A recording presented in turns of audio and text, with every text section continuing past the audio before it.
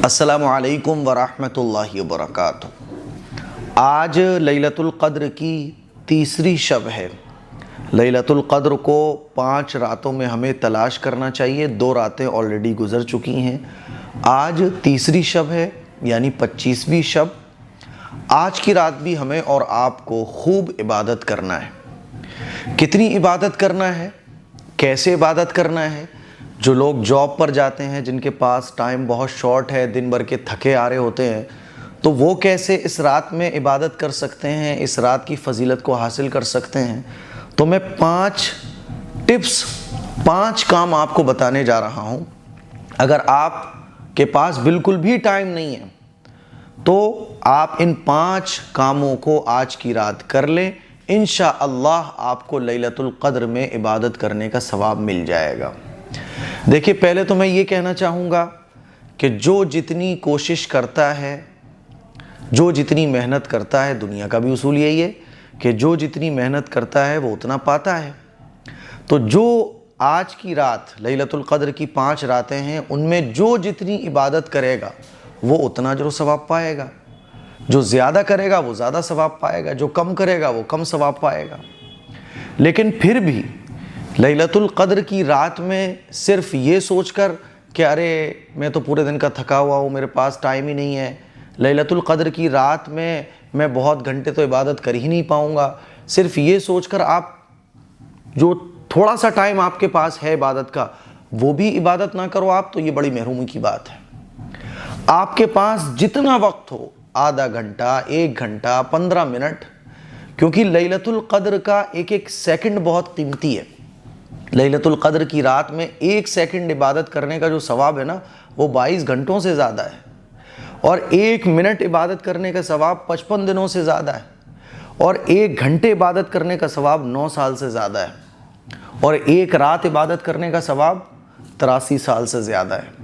اسی لیے 1 second, 1 minute بہت قیمتی ہے۔ آپ مان لیجئے پورے دن کے تھکے آ رہے ہیں، تب بھی آج کی رات کے لیے آدھا پون گھنٹہ، 1 گھنٹہ عبادت کے لیے ضرور نکالیں۔ بیسٹ ٹائم جو ہے نا وہ ہے تہجد کا ٹائم۔ سحری کا ٹائم مان لیجیے ہماری یو پی میں 5 بجے ختم ہو رہا ہے، تو آپ 3 بجے اٹھ جائیں۔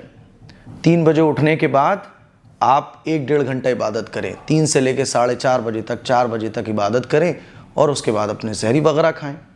اور اگر آپ رات میں جاگتے ہیں، رات کے آخری حصے میں سوتے ہیں، کام ہی آپ کا کچھ ایسا ہے، تو پھر آپ یہ 5 عبادت کے کام کر کے ضرور سوئیے، انشاءاللہ آپ کو لیلۃ القدر کی فضیلت حاصل ہو جائے گی۔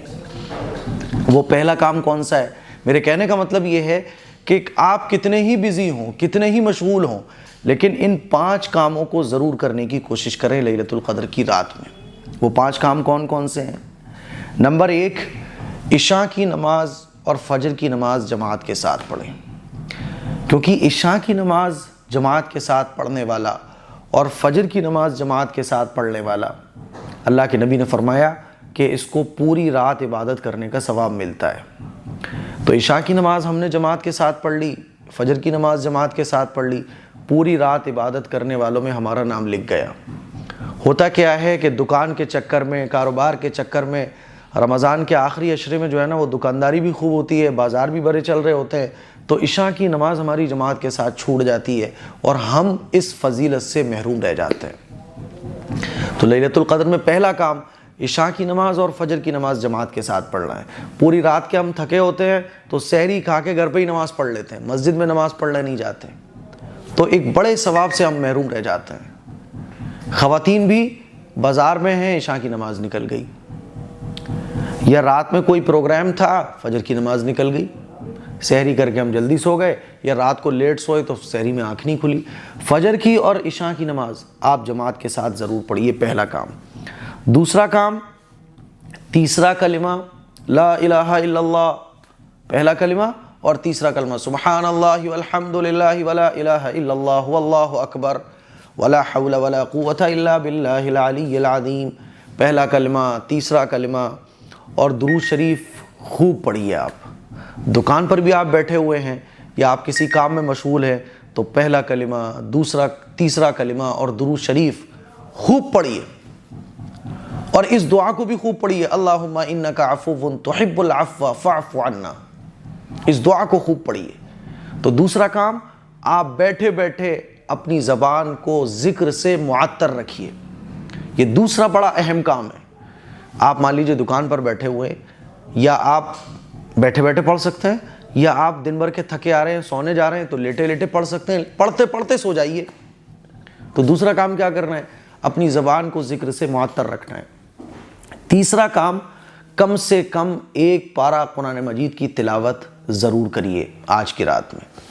آپ شروع رات میں کر لیں۔ دیکھیے رات کب سے شروع ہو جاتی ہے میں آپ کو بتاؤں، مغرب کی نماز جیسے ہی ہم لوگ پڑھ لیتے ہیں تو مغرب کی نماز پڑھنے کے بعد لیلۃ القدر کا ٹائم شروع ہو جاتا ہے، اور سحری کا ٹائم ختم ہونے تک یہ لیلۃ القدر کی رات رہتی ہے۔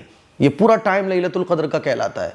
ہاں بیسٹ ٹائم جو ہے، سپر ٹائم جس کو کہتے ہیں، وہ تہجد کا ٹائم ہے۔ تو بیسٹ ٹائم میں اگر آپ یہ سب کر سکتے ہو تو سبحان اللہ، اور اگر اس ٹائم میں نہیں کر سکتے تو رات کے کسی بھی حصے میں جب آپ کو سہولت ہو ایک پارہ قرآن مجید کا ضرور پڑھ لیجئے۔ تو آپ نے ایک پارہ قرآن مجید کا کم سے کم ضرور پڑھنا ہے۔ چوتھا کام، کم سے کم 2 رکعت صلاۃ التوبہ کی ضرور پڑھیں۔ صلاۃ التوبہ کی 2 رکعت نماز پڑھیں اور اس کے بعد اپنے گناہوں کی اللہ سے معافی مانگیے۔ 2 رکعت کم سے کم پڑھ کے سونا ہے۔ اور اگر آپ تہجد میں اٹھ سکتے ہیں تو بھائی پھر کیا کہنے، سبحان اللہ، تہجد میں اٹھیے، تہجد کی نماز پڑھیے، اللہ سے دعائیں مانگیے، پھر تو بیسٹ ہے۔ لیکن اگر آپ تہجد میں نہیں اٹھ سکتے، صبح سے شام تک کی آپ کی ڈیوٹی ہوتی ہے، ایک مزدور آدمی ہے جو صبح اٹھتا ہے رات کو وہ فری ہوتا ہے، تو 2 رکعت کم سے کم صلاۃ التوبہ ضرور پڑھیے۔ 5واں کام، اپنے گناہوں پر رو رو کر اللہ سے معافی مانگیے۔ رمضان کے آخری عشرے میں دعاؤں کا خاص اہتمام کرنا چاہیے، لیکن لیلۃ القدر کی رات میں خاص طور پر اپنے گناہوں کی معافی اللہ سے مانگیے۔ کب؟ جب آپ کو سہولت ہو، پوری رات میں آپ کو جب موقع ملے، آپ یہ 5 کام اگر کر لیں گے تو انشاءاللہ لیلۃ القدر کی جو فضیلت قرآن و احادیث میں بیان کی گئی ہے اس کے ثواب سے آپ محروم نہیں رہو گے۔ تو بہت جو بیزی لوگ ہیں جن کے پاس ٹائم بالکل نہیں ہے، تھکے آ رہے ہوتے ہیں، موقع ہی نہیں ہے، وہ یہ 5 کام لیلۃ القدر کی رات میں اگر کر لیں تو لیلۃ القدر کی فضیلت آپ کو حاصل ہو جائے گی۔